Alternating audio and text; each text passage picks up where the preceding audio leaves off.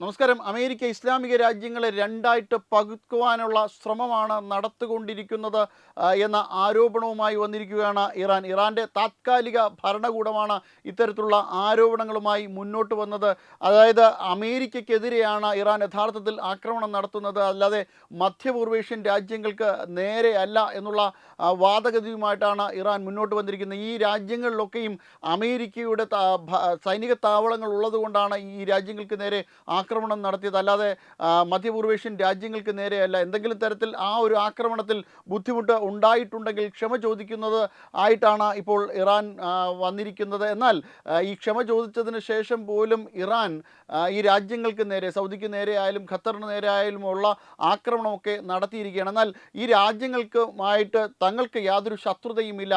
അമേരിക്കയും ഇസ്രായേലും ഏകപക്ഷീയമായിട്ട് ഇറാനെ ആക്രമിക്കുകയും തങ്ങളുടെ സുപ്രീം ലീഡറിനെ കൊന്നുകളയുകയും ചെയ്യുന്ന ഒരു സാഹചര്യത്തിൽ മാത്രമാണ് ഇത്തരത്തിലുള്ളൊരു ആക്രമണമായി ഇറാൻ മുന്നോട്ട് വന്നത് എന്ന്, അല്ലാതെ മറ്റ് ലോകരാജ്യങ്ങൾക്കെതിരെ ആക്രമണം നടത്തുന്നതിന് യാതൊരു തരത്തിലുള്ള ഉദ്ദേശവും ഇറാൻ ഇല്ല എന്നാണ് പറയുന്നത്. പക്ഷേ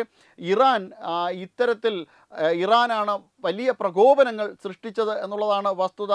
അതായത് ഇസ്രായേലിനെ 2040 ഇസ്രായേലിൻ്റെ ഭൂമുഖം തന്നെ അപ്രത്യക്ഷമാക്കുന്നതിന് വേണ്ടിയിട്ടുള്ള ആദ്യ തീരുമാനമെടുത്തതും ഇസ്രായേലിൻ്റെ ഭാഗത്തു നിന്നാണ്. അങ്ങനെ അത്തരത്തിലുള്ളൊരു ആക്രമണ പദ്ധതി ഒരുക്കിയതിന് ശേഷമാണ് ഇറാൻ യുറേനിയം സമ്പുഷ്ടീകരണം നടത്തിയതും അണ്വായുധം ഉണ്ടാക്കുവാനുള്ള എല്ലാ തരത്തിലുള്ള കോപ്പ് കൂട്ടിയതും.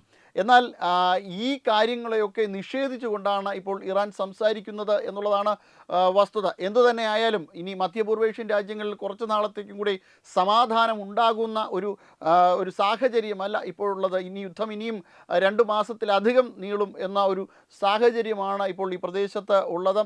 അതിനിടെ ഇറാൻ നിരുപാധികം കീഴടങ്ങിയല്ലാതെ യുദ്ധം അവസാനിപ്പിക്കുക ഇല്ല എന്നാണ് ട്രംപ് പറഞ്ഞിരിക്കുന്നത്. എത്രനാൾ യുദ്ധം മുന്നോട്ട് കൊണ്ടുപോകണമെന്ന് ഇസ്രായേലും അമേരിക്കയും തീരുമാനിക്കും. അതിനനുസരിച്ച് മാത്രമേ ഈ യുദ്ധം അവസാനിപ്പിക്കുവാൻ സാധിക്കുകയുള്ളൂ. ഇറാൻ എത്രനാൾ ഈ രീതിയിൽ ഖമേനിയൻ ഭരണകൂടവുമായി ഏതെങ്കിലും രീതിയിൽ ഇറാൻ മുന്നോട്ട് പോകുകയാണെങ്കിൽ തീർച്ചയായിട്ടും ഇറാൻ ആക്രമിക്കപ്പെടും. ഇറാനെ മുച്ചൂടും മുടിക്കാതെ, അതായത് ഖമേനിയൻ ഭരണകൂടത്തെ മുച്ചൂടും മുടിക്കാതെ ഈ യുദ്ധത്തിൽ നിന്ന് പിന്മാറുന്നൊരു കാര്യമില്ല. അത് അമേരിക്കയ്ക്കോ ഇസ്രായേലിനോ വേണ്ടിയിട്ടല്ല, ലോക സമാധാനത്തിന് വേണ്ടിയിട്ടാണ് തങ്ങൾ ഇറങ്ങിത്തിരിച്ചതെന്നും അത്തരം ഒരു കാര്യം സാധ്യമാകാതെ തങ്ങൾ യുദ്ധം അവസാനിപ്പിക്കുന്ന പദ്ധതിയില്ല എന്നുമാണ് പറയുന്നത്. ഒരു ഭാഗത്ത് അമേരിക്കയും മറുഭാഗത്ത് ഇറാനും ശക്തമായി നിലനിൽക്കുന്നതോടുകൂടി യുദ്ധം ഏകദേശം 2-3 മാസം നീളുന്ന ഒരു സാഹചര്യമാണ്. ഇങ്ങനെ പോയാൽ നാളെ ഒരു ഊർജ്ജ സമ്പദ് വ്യവസ്ഥയുടെ അവസ്ഥ എന്താകും എന്ന് ലോകം ഉറ്റുനോക്കിക്കൊണ്ടിരിക്കുകയാണ്.